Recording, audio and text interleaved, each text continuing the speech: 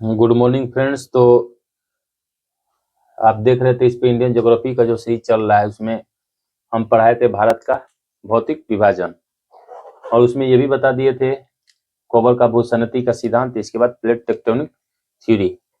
Plate tectonic theory किसने दिया था? वेगनर महोदय ने दिया था। इसके बाद भूसन्नति का सिद्धांत किसने दिया था? कोबर ने दिया था। और उसी में बताए थे कि हिंद महासागर कैसे खुलता है, यानी हिंद महासागर का विकास कैसे होता है। तो उसी में सी फ्लोर स्प्रेडिंग का भी सिद्धांत आया था, सागर नितर प्रसरण का, जिसको किसने दिया था? हैरी हेस ने दिया था। तो आज हम देखेंगे, वो तो बताए थे हिमालय की उत्पत्ति कैसे हुई। आज हम देखेंगे कि हिमालय के पार्ट कौन कौन से हैं। इसमें ये भी बताए थे, श्रेणियों के आधार पर हिमालय का विभाजन भी बताए थे। तो आज हम देखेंगे पहले ट्रांस हिमालय के बारे में, यानी ट्रांस हिमालय। ट्रांस हिमालय या इसको बोलते हैं पार हिमालय। ट्रांस मतलब पार, यानी पार हिमालय।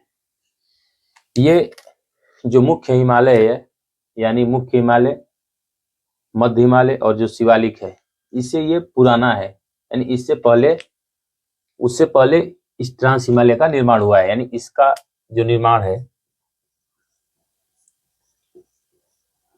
इसका निर्माण मेसोजोइक युग में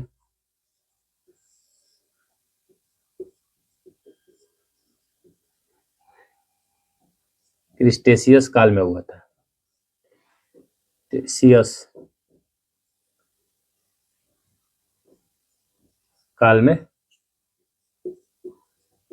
हुआ था, और यह हिमालय से पुराना है। जो हम लोग हिमालय का 3 पार्ट देखते हैं, शिवालिक, मध्य हिमालय और जो मुख्य हिमालय, उससे ये पुराना है, यानी उससे पहले ये बना है ट्रांस हिमालय। जब हम बताए थे प्लेट टेक्टोनिक थ्योरी में, उस टाइम बताए थे कि भारत क्या था, गोंडवाना लैंड से जैसे ही अलग हुआ, इसके बाद आकर ये लारेशिया यानी अंगारा लैंड से टकराया। तो जब अंगारा लैंड से टकराया, तो हम बताए थे कि ये मान लीजिए लारेशिया का भाग है, ये जो चाइना वाला पार्ट है, यूरेशिया प्लेट है, और यहाँ पर आके जो भारतीय प्लेट टकराई, यानी जो ये प्लेट टकराई थी, हम ये पिछले क्लास में बताए थे कि जब प्लेट टकराई थी तो यहाँ पे क्या था, एक गांठ बना था, और इस गांठ को क्या बोलते थे? पामीर का गांठ। पामीर का गांठ। तो इस पामीर के गांठ से हम बताए थे कि यहाँ पे निकला था अफगानिस्तान में कौन सा पर्वत? हिंदुकुश पर्वत। हिंदुकुश पर्वत यहाँ अफगानिस्तान में। इसके बाद पाकिस्तान में हम बताए थे, यहाँ पे यह है सुलेमान श्रेणी। सुलेमान श्रेणी ये कहाँ था? पाकिस्तान में। यहाँ चाइना में बताए थे कुनलुन श्रेणी। ये जो चाइना में है, इसको बोलते थे कुनलुन श्रेणी। और ये बताए थे भारत में यहाँ जो बना था, ये था काराकोरम श्रेणी। काराकोरम। तो इस पामीर की गांठ से अनेक पर्वत बने, इससे जो लगे थे। कुनलुन पर्वत इससे लगा हुआ, हिंदुकुश पर्वत जो अफगानिस्तान में है, सुलेमान श्रेणी जो पाकिस्तान में है, और काराकोरम श्रेणी जो भारत में है। तो हम इस सब को तो नहीं पढ़ेंगे, इससे कोई मतलब है नहीं, इससे भी नहीं। ये कुनलुन पाकिस्तान में जब वर्ल्ड ज्योग्राफी पढ़ेंगे तब हम पढ़ेंगे काराकोरम श्रेणी को।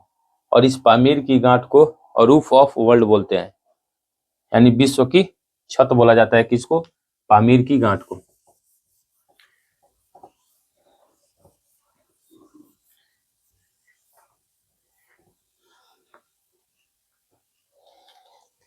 ये ट्रांस हिमालय, अगर मान लीजिए पूछ दिया क्वेश्चन कि क्या ट्रांस हिमालय गोंडवाना का भाग है, तो इसको गोंडवाना का भाग नहीं माना जाता है। यह लिख लीजिए यह लारेशिया का भाग है। लारेशिया, लारेशिया यानी अंगारा लैंड। लारेशिया को अंगारा लैंड भी बोलते हैं, लिख लीजिए अंगारा लैंड। अंगारा लैंड का भाग है, ये अंगारा लैंड का भाग है।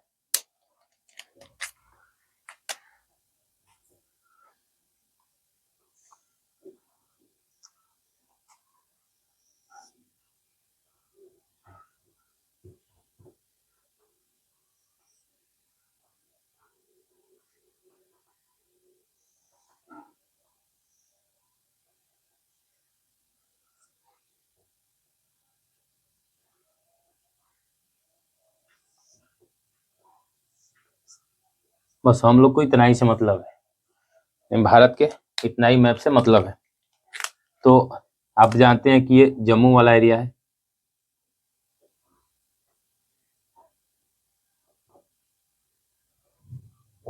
ये जम्मू वाला एरिया है। यहाँ से ये हिमाचल प्रदेश, ये हिमाचल प्रदेश लगा हुआ है, ये जम्मू है। इसके नीचे यहाँ पंजाब आ जाता है, पंजाब, पंजाब के बाद यहाँ हरियाणा, यहाँ राजस्थान नीचे है, इसके बाद यहाँ हरियाणा लगा हुआ है। तो हम लोग को बस इतना ही से मतलब है। तो जो ट्रांस हिमालय है ये लद्दाख में, जम्मू कश्मीर और हिमाचल प्रदेश तीन ही क्षेत्र में फैला हुआ है, इसीलिए हम लोग को बस इतना ही मैप से मतलब है। तो इसका निर्माण मेसोजोइक युग में, मेसोजोइक युग के क्रिटेशियस काल में हुआ, और यह जो हिमालय है इससे पुराना है और यह लरेशिया का भाग माना जाता है। तो इसके 3 श्रेणी है, इसके 3 श्रेणी है,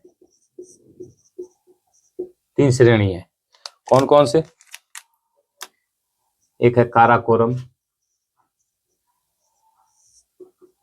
दूसरा है लद्दाख श्रेणी,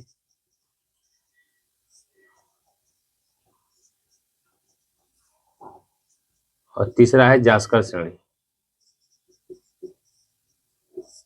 काराकोरम, लद्दाख और जास्कर श्रेणी। तो यहां मान लीजिए यह है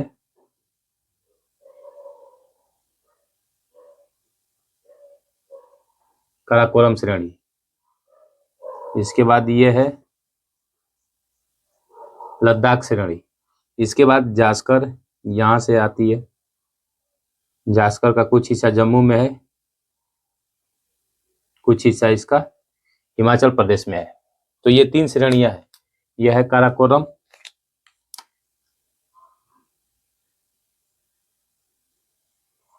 यह है काराकोरम श्रेणी, यह है लद्दाख श्रेणी। काराकोरम को हम लिख देते हैं के, लद्दाख को एल, और ये जे, यानी काराकोरम, लद्दाख, जास्कर, इसकी 3 श्रेणियां हैं, काराकोरम, लद्दाख, जास्कर। इसके बाद यहाँ देखेंगे, यहाँ से मुख्य हिमालय स्टार्ट हो जाता है, यहाँ से मुख्य हिमालय, कुछ इस तरह से मुख्य हिमालय स्टार्ट हो जाता है।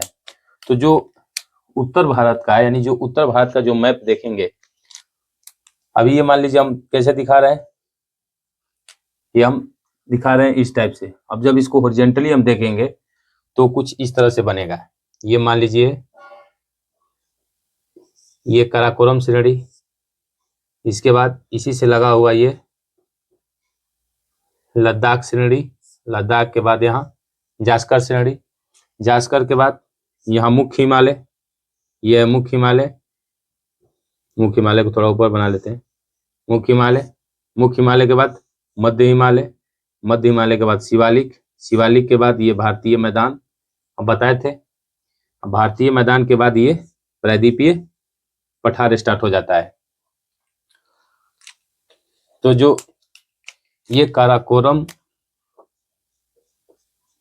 लद्दाख और जास्कर जो 3 श्रेणियां हैं, और जो मुख्य हिमालय के बीच में एक क्षेत्र विकसित हो गया है जिसको बोलते हैं, इसका मतलब कि ये जो हिमालय है, हिमालय को कौन सा जोन ट्रांस हिमालय से अलग करता है, ये जो मुख्य हिमालय है उसको कौन सा क्षेत्र ट्रांस हिमालय से अलग करता है, तो इसको बोलते हैं ITSZ, यानी Indian Tibet Sachar zone. Indian Tibet Sachar zone से ये क्या होता है, ट्रांस हिमालय मुख्य हिमालय से अलग होता है, इंडियन तिब्बत सच्चर जोन। इसके बाद जो मुख्य हिमालय है और जो मध्य हिमालय है, इसके बीच में भी एक फाल्ट है, इसके बीच में भी एक फाल्ट है, इसको बोलते हैं MBT, यानी मेन बाउंड्री फॉल्ट, इसको बोलते हैं मेन बाउंड्री फॉल्ट। इसके बाद जो मध्य हिमालय और शिवालिक के बीच में MCT, यानी main central thrust, main central thrust, ये जो मध्य हिमालय है और जो ये शिवालिक है उसको अलग करता है, जिसको बोलते हैं MCT, यानी मेन सेंट्रल थ्रस्ट। इसके बाद जो मैदानी भाग है, ये वाला जो मैदानी भाग नहीं, शिवालिक और मैदानी भाग के बीच में एक जोन बनता है जिसको बोलते हैं HFF, यानी हिमालय फ्रंटल फॉल्ट, यानी इसको बोलते हैं हिमालय फ्रंटल फॉल्ट, जो कि हिमालय से मैदानी भाग को अलग करता है। तो ये जो जोन है ये क्या करते हैं कि इसको अलग अलग करते हैं। जैसे ये जो तीनों ट्रांस हिमालय है, ट्रांस हिमालय को मान लीजिए पूछ दिया कि ट्रांस हिमालय को मुख्य हिमालय से कौन सा जोन अलग करता है, तो इंडियन तिब्बत सच्चर जोन। इसके बाद जो मुख्य हिमालय और जो मध्य हिमालय है उसको कौन अलग करता है, तो मेन बाउंड्री फॉल्ट। इसके बाद जो शिवालिक और मध्य हिमालय के बीच में MCT है, मेन सेंट्रल थ्रस्ट। इसके बाद जो मैदानी भाग है और शिवालिक है उसको HFF, यानी हिमालय फ्रंटल फॉल्ट अलग करता है। तो हमको बस ये 3 पार्ट से मतलब है, इससे काराकोरम, लद्दाख और जास्कर से।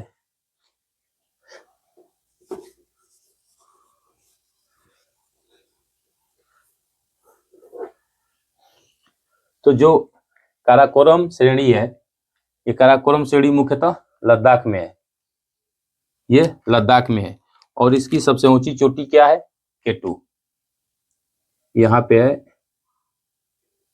यहाँ पे बना लीजिए चोटी, ये K2 काराकोरम की ऊंची चोटी है K2। और भारत की, अगर भारत में स्थित देखेंगे तो भारत में सबसे ऊंची चोटी है K2। अगर माउंट एवरेस्ट को छोड़ दिया जाए, वो तो नेपाल में है माउंट एवरेस्ट, लेकिन भारत की सबसे अगर ऊंची चोटी का बात किया जाए तो K2 है। लेकिन K2 कहाँ पड़ेगा, POK में, और POK पर किसका भी कब्जा है, अवैध रूप से कहा जाए, लेकिन पाकिस्तान का कब्जा है। तो अगर POK को छोड़ दें, इसके बाद अगर भारत में पूछे कि भारत की ऊंची चोटी कौन है, तो मुख्य हिमालय पाया जाएगी कंचनजंगा। लेकिन अगर एवरेस्ट को छोड़ दिया जाए और POK को अपना हिस्सा अभी कंसीडर किया जाए, अभी तो मान लीजिए कब्जा है, लेकिन POK तो भारत का ही हिस्सा है। अगर पूरी भारत में अगर देखा जाए तो K2 भारत की ऊंची चोटी हो जाएगी, जो कहाँ है, काराकोरम श्रेणी पे है। और इसकी हाइट कितना है, 8611 मीटर, इसकी हाइट है 8611 मीटर, यहाँ पे K2 है। तो 8611 मीटर है। और ये इधर की तरफ आप देखेंगे कि जैसे ही भारत के जो मैदानी भाग से आप उत्तर की तरफ जाएंगे तो यहाँ पे पर्वतीय जो प्रदेश है, जैसे जैसे हाइट बढ़ेगी वहां पे हिम रेखा स्टार्ट हो जाएगी, इधर हिम रेखा स्टार्ट हो जाएगी। हिम रेखा को मान लीजिए स्टार्टिंग कहाँ से होती है, ये मान लीजिए कोई पर्वत चोटी है, ये कोई पर्वत चोटी है, तो ये मान लीजिए हिम रेखा 4420 मीटर से स्टार्ट होकर 5500 मीटर, 5500 मीटर, यानी इधर देखेंगे जो एवरेस्ट की तरफ, तो इसमें क्या है कि 4420 मीटर से हमको हिम रेखा मिलना शुरू हो जाता है। और इसके बाद जैसे जैसे हम ऊपर की तरफ जाएंगे तो इधर हाइट भी बढ़ रही है, और प्लस में ये जो तीनों श्रेणियां हैं इसकी भी हाइट बढ़ रही है। तो इधर हिम रेखा 5500 मीटर पे, इधर 4300 मीटर पे मिलना शुरू हो जाता है। तो जो हिम रेखा है ये 4420 मीटर से लेके 5500 के बीच में हिम रेखा स्टार्ट हो जाती है। क्या, हिम रेखा, हिम रेखा शुरू हो जाती है। जब हिम रेखा शुरू हो जाएगी तो इसका मतलब कि यहाँ पे अनेक ग्लेशियर का भी निर्माण होगा। जो काराकोरम श्रेणी है, लद्दाख और जास्कर श्रेणियां है, ये तीनों श्रेणियां बहुत ऊंची ऊंची है, लेकिन हम अभी काराकोरम को देख रहे हैं। तो काराकोरम श्रेणियां भी बहुत ऊंची है।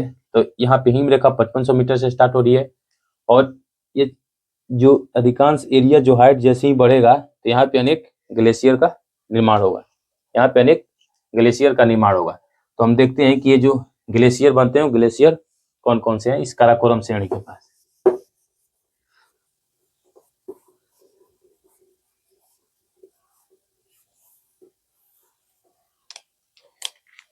तो जो यहाँ ग्लेशियर है वो लगभग घाटी प्रकार के हैं, यानी इनका विकास जो है घाटियों में हुआ है, इसीलिए इसको घाटी प्रकार का ग्लेशियर बोला जाता है। तो सबसे पहले यहाँ पे बनेगा, अगर आप मैप देखिएगा तो मैप में देखेंगे आप, यहाँ पे सबसे पहले यह है बातुरा। इसको मान लीजिए 1 2, मान लीजिए 3 4 5 6, मान लीजिए 6 ग्लेशियर है। तो जो बातुरा है ये पहला 1 2 3 4 5 6, मान लीजिए हम 6 ग्लेशियर बना दिए। तो ये 1 2, तो इसमें ये जो 1 और 2 है ये बातुरा और हिस्पर है। फर्स्ट है बातुरा, बातुरा ग्लेशियर यानी हिमनद, बातुरा हिमनद। दूसरा कौन सा है? हिस्पर,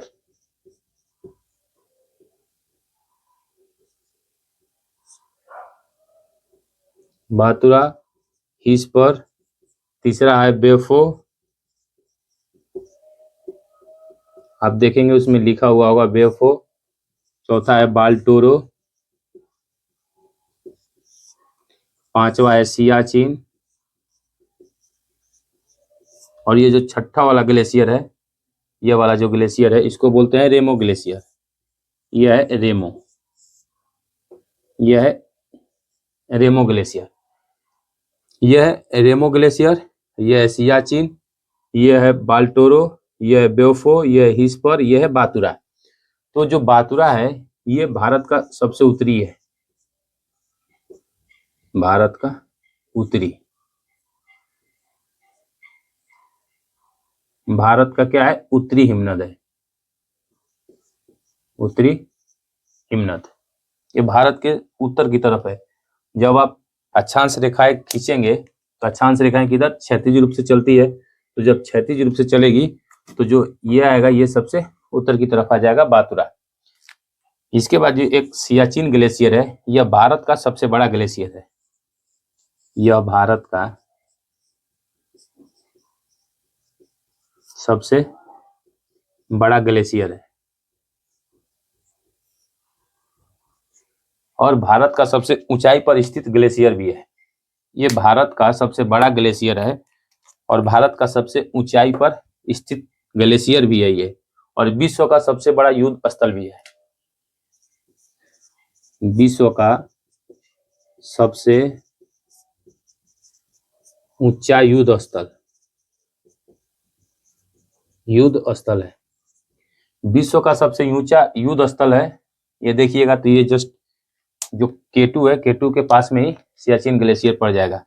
तो ये भारत का सबसे बड़ा और सबसे ऊंचा ग्लेशियर भी है और विश्व का सबसे ऊंचा युद्ध स्थल भी है, ये सियाचिन ग्लेशियर। इसके बाद ये आता है लद्दाख श्रेणी। यहाँ पे ये है लद्दाख श्रेणी। तो हम लोग देखते हैं लद्दाख श्रेणी के बारे में। ये ग्लेशियर याद रखिएगा, कभी कभी क्रम से इसको सजाने के लिए पूछ लेता है, पूर्व से पश्चिम या पश्चिम से पूर्व की तरफ पूछ लेता है, या उत्तर से दक्षिण की तरफ पूछ लेगा। तो सबसे उत्तर की तरफ जो हिमनद है वो कौन सी है? बातुरा हिमनद यानी बातुरा ग्लेशियर। इसके बाद हिस्पर, बेओफो, बाल्टोरो, सियाचिन और एक रेमो ग्लेशियर है। रेमो ग्लेशियर देखेंगे तो यहाँ पे सबसे नीचे में आ जाएगी, यहाँ रेमो ग्लेशियर। आप मैप में देखेंगे तो आपको दिखेगा। एक इसके नीचे एक और सा ग्लेशियर है जिसको चोमोलुंगमा ग्लेशियर बोलते हैं, लेकिन वो ग्लेशियर हम नाम नहीं बता रहे हैं क्योंकि हिमालय को तिब्बती भाषा में चोमोलुंगमा बोला जाता है, इसीलिए उसमें कंफ्यूजन हो जाएगा। लेकिन एक ग्लेशियर भी है चोमोलुंगमा, जो कहाँ है, लद्दाख में है। ये था काराकोरम श्रेणी का जो विवरण था वो था। इसके बाद यहाँ पे लद्दाख, लद्दाख श्रेणी,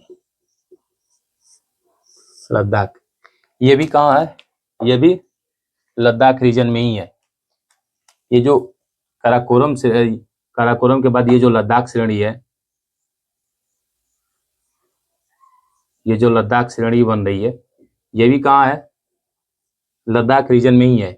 और इसकी एक चोटी है राकापोसी, इसकी चोटी है, ये है, मान लीजिए जो चोटी बनी,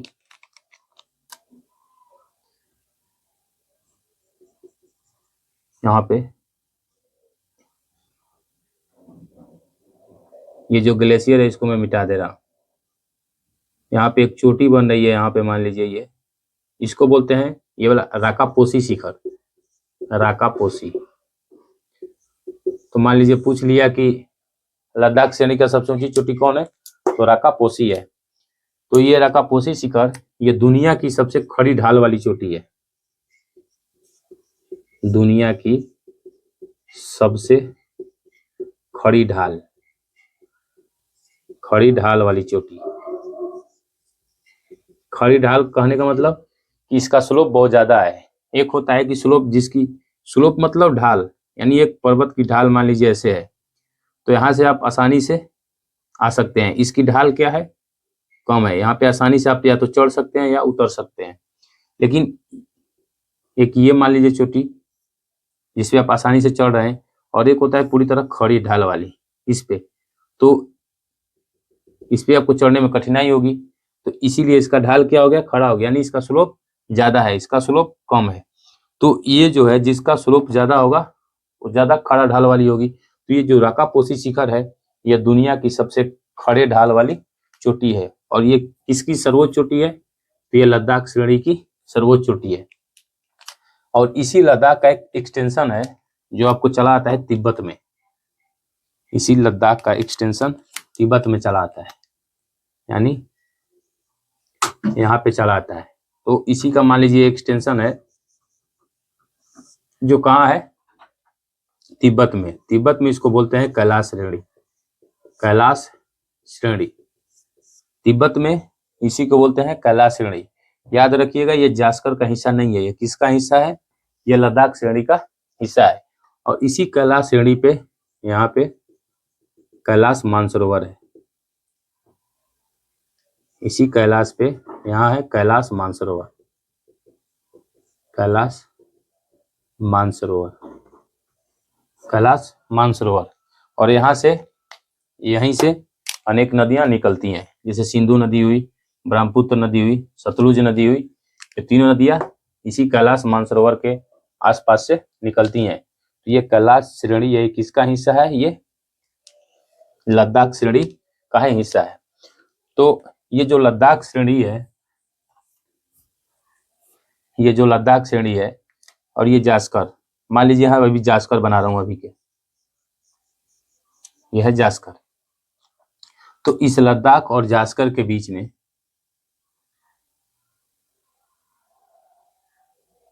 और ये जास्कर श्रेणी है, तो लद्दाख श्रेणी की सबसे ऊंची चोटी क्या है, राकापोसी शिखर है। यहाँ पे देखेंगे तो लद्दाख और जास्कर के बीच में सिंधु नदी बहती है, यहाँ मानसरोवर से निकलकर, यानी कैलाश रेंज से निकलकर ये भारत में बहते हुए पाकिस्तान चली जाती है।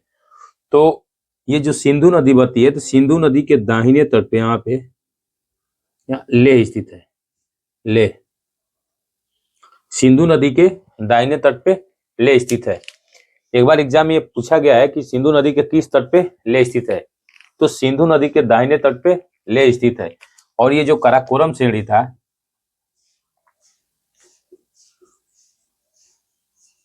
यहाँ पे जो काराकोरम श्रेणी, यहाँ से एक नदी निकलती है जिसको बोलते हैं श्योक नदी, इस चोटी को मैं मिटा दे रहा हूं। यहां से एक नदी निकलती है जिसको बोलते हैं श्योक नदी।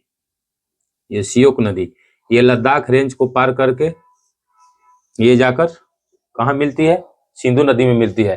तो सिंधु की सहायक नदी कौन हुई? यह है श्योक नदी। इस नदी का नाम है श्योक, श्योक नदी। ये सिंधु की सहायक है। ऐसे आएंगे हम जब नदियां पढ़ाएंगे तो उसमें ये सब पढ़ाएंगे, सिंधु नदी तंत्र, गंगा नदी तंत्र, ब्रह्मपुत्र नदी तंत्र।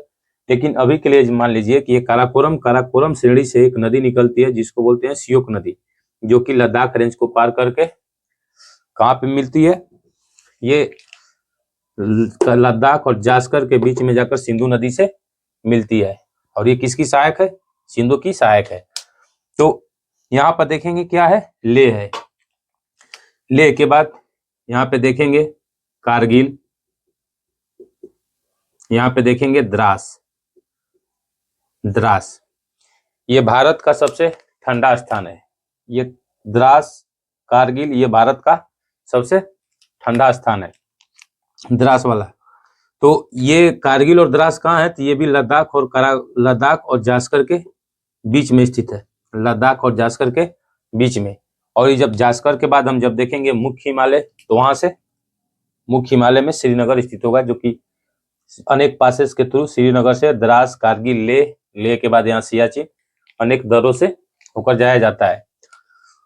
तो जास्कर के बाद मुख्य हिमालय स्टार्ट होता है। मुख्य हिमालय के बाद जम्मू का जो एरिया आता है वो बाद में देखेंगे हम मुख्य हिमालय में। तो ये जास्कर श्रेणी अब देखेंगे। ये पहले काराकोरम, इसके बाद लद्दाख के बारे में देखे। ये लद्दाख श्रेणी, लद्दाख का जो एक्सटेंशन है वो चाइना में क्या है? काराकोरम श्रेणी, काराकोरम सॉरी बोल रहे हैं, ये है कैलाश रेंज। ये लद्दाख का एक्सटेंशन है। काराकोरम तो पामीर के गांठ से निकला है, लेकिन ये जो लद्दाख का एक्सटेंशन है तिब्बत में, तिब्बत अभी चाइना का कब्जा है तो ये चाइना का ही पार्ट है। तो जो चाइना में है वो कैलाश श्रेणी है और उसी पे कैलाश मानसरोवर स्थित है। यह है जास्कर श्रेणी। इसको मुख्य हिमालय का ही पार्ट माना जाता है। जैसे ये मान लीजिए ये मुख्य हिमालय है जास्कर श्रेणी के भाई, ये तो लद्दाख श्रेणी के बारे में था। अब देखिए जास्कर, जास्कर इसको मुख्य श्रेणी का ही, जो हिमालय का जो मुख्य हिमालय है उसी की ये पार्ट मानी जाती है। कैसे? जैसे मान लीजिए मुख्य हिमालय है, ये मुख्य हिमालय मान लीजिए, तो इसी में होता है कि एक पर्वत में कई ब्रांचेज हो जाती हैं। तो इसी की एक ब्रांच है। मान लीजिए यहाँ से ये तो मुख्य हिमालय है, यहीं से एक ब्रांचेज मान लीजिए इधर निकल गई, एक ब्रांचेज यहाँ पे निकल गई। तो इसी ब्रांचेज को क्या बोलते हैं? जो एक मुख्य हिमालय की एक शाखा निकली, इसी शाखा को क्या बोलते हैं? जास्कर बोलते हैं। और ये जो मुख्य हिमालय है ये 80 डिग्री देशांतर से, यहाँ लिखिए जास्कर श्रेणी में, इसको मुख्य हिमालय का ही एक शाखा माना जाता है।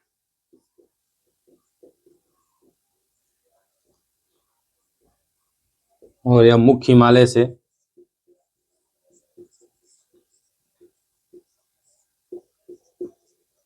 80 डिग्री देशांतर रेखा से अलग होता है। यानी इन दोनों के बीच में कौन सी देशांतर रेखा है? 80 डिग्री देशांतर रेखा है। मान लीजिए ये मेरा मुख्य हिमालय की एक, जो मुख्य हिमालय है इसकी एक ब्रांच यहां से निकल गई, ये जास्कर श्रेणी। तो यहाँ पे जो देशांतर रेखा होगी, हम बताए थे कि जो ओरिजेंटल जाएगी वो, जो क्षैतिज होगी वो अक्षांश रेखा, जो वर्टिकल आएगी यानी जो लंबवत आएगी वो देशांतर रेखा होगी। तो यहाँ जो लाइन है वो 80 डिग्री देशांतर रेखा है, देशांतर रेखा है। तो इसी से क्या है, 80 डिग्री देशांतर रेखा से ये लाइन अलग होती है। तो ये है जास्कर श्रेणी। अब जास्कर श्रेणी से एक नदी निकलती है जो कि जाकर सिंधु में मिलती है। सिंधु के बाएं तट पे जिस डायरेक्शन में नदी का फ्लो है, अगर उस डायरेक्शन में हम लोग अपना सर करके सर उसी डायरेक्शन में खड़ा हो, जैसे मान लीजिए ये सिंधु नदी इधर फ्लो हो रही है, तो हम अपना सर मान लीजिए इधर की तरफ करेंगे, जिस डायरेक्शन में नदी फ्लो कर रही है उसी दिशा में, तो जो दाहिने तरफ होगा उसकी दाहिना तट होगा, जो बाएं तरफ होगा वो बायां तट होगा। तो यहाँ से जास्कर से एक नदी निकलती है जिसको बोलते हैं जास्कर नदी। जास्कर श्रेणी से कौन नदी निकलती है? जास्कर नदी। ये भी एक सिंधु की सहायक नदी है। तो हम ट्रांस हिमालय में देखें, ट्रांस हिमालय के 3 पार्ट हुए, काराकोरम, लद्दाख, लद्दाख वाला मिटा दिए, यहाँ ये मान लीजिए लद्दाख, और ये है जास्कर, 3 श्रेणी। तो जो ये काराकोरम श्रेणी बताए थे, तो इसमें हम बताए थे कि अनेक प्रकार के हिमनद पाए जाते हैं, और ये हिमनद किस टाइप के हैं? घाटी टाइप के हैं। तो हम देख लेते हैं कि जो हिमनद है वो किस किस घाटी में स्थित है, क्योंकि कभी कभी पूछ लेता है कि जैसे मान लीजिए सियाचिन ग्लेशियर किस घाटी में है, या फिर बातुरा हिस पर किसी भी ग्लेशियर को पूछ लेता है किस घाटी में स्थित है।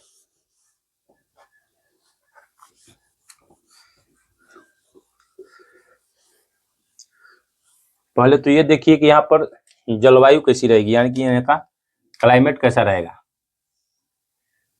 क्लाइमेट तो हम बताए थे कि जो ये मान लीजिए 4420 मीटर से लेके 5500 मीटर के बीच क्या होती है? हिमरेखा स्टार्ट हो जाती है। ये है हिमरेखा, हिमरेखा स्टार्ट हो जाती है। और जो इस श्रेणिया की जो पर्वत है, काराकोरम, लद्दाख या जास्कर, जो भी ट्रांस हिमालय हैं, ये लगभग इससे ऊंचाई पे स्थित है, यानी जो ये हाइट है इससे ऊंचाई पे स्थित है। तो यहाँ पे कैसा जलवायु रहेगा? शीत कटिबंधीय जलवायु यहाँ पर रहती है। लिखिए ट्रांस हिमालय में, ट्रांस हिमालय में शीत कटिबंधीय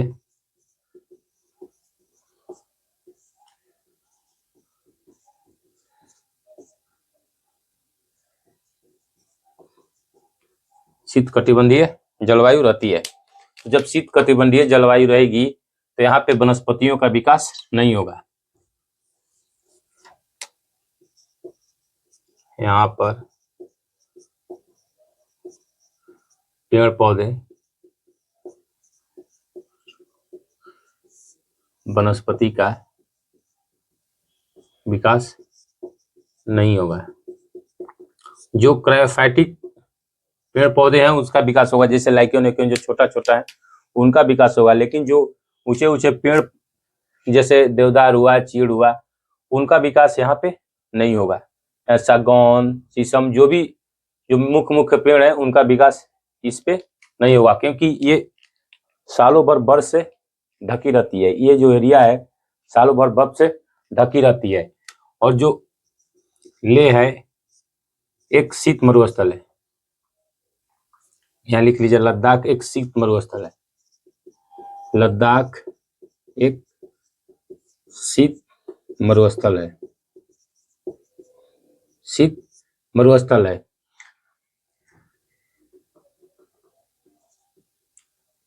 ये भी क्या है? ले लद्दाख एक शीत मरुस्थल है। यहाँ पे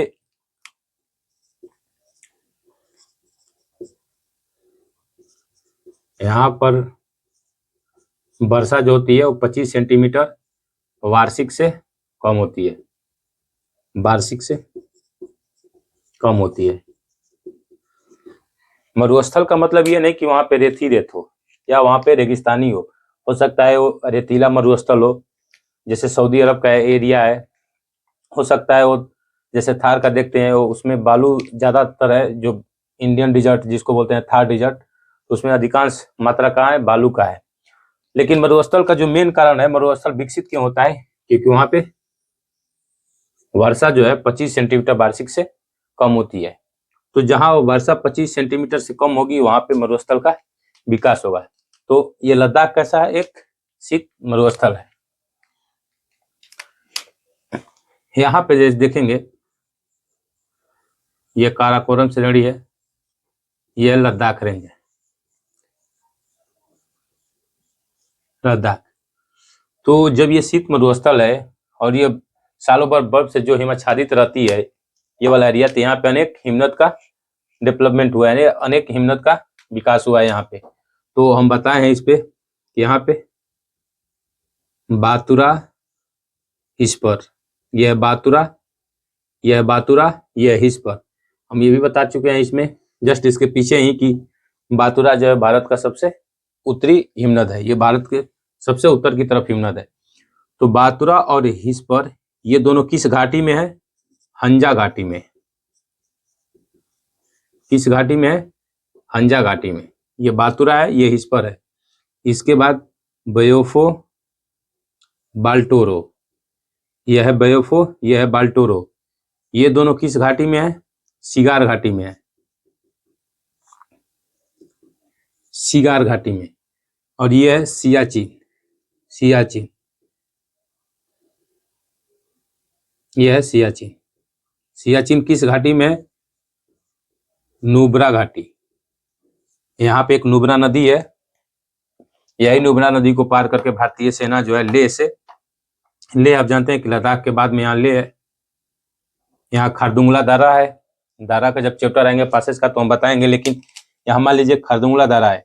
तो जब भारतीय सेना को जब लेह से सियाचिन जाना होता है तो इसी खारदुंगला दारे को पार करती है, इसके बाद नुब्रा नदी की घाटी है, इसके बाद भारतीय सेना सियाचिन पहुंचती है। तो सियाचिन नुब्रा घाटी में है। इसके बाद एक यहाँ पे बताए थे ये रेमो ग्लेशियर, रेमो हिमनद। तो ये हंजा घाटी में, बातुरा इस पर हंजा घाटी, बे ऑफ बाल्टोरो सिगार घाटी, सियाचिन नुब्रा घाटी में। और सियाचिन भारत विश्व का सबसे बड़ा, विश्व का सबसे ऊंचा युद्ध स्थल भी है। यहाँ रेमो ग्लेशियर, एक और यहाँ पे ग्लेशियर है चोमो लुंगमा ग्लेशियर, लेकिन चोमो लुंगमा माउंट एवरेस्ट का नाम है, इसीलिए हम इस ग्लेशियर को नहीं बता रहे हैं। ऐसे याद रखिएगा कि एक ग्लेशियर है चोमो लुंगमा ग्लेशियर, लेकिन चोमो लुंगमा ग्लेशियर वो हिमालय का नाम है जो तिब्बती नाम है, यानी तिब्बत भाषा में हिमालय को चोमो लुंगमा बोला जाता है। इसीलिए हम यहाँ नहीं बता रहे हैं, इसलिए कि कंफ्यूजन हो जाएगा वहां पे।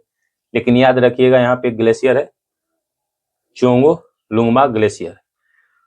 तो ये जो था ये ट्रांस हिमालय के बारे में था। इसके नेक्स्ट क्लास में हम देखेंगे मुख्य हिमालय के बारे में। तो आज के लिए इतना ही, धन्यवाद।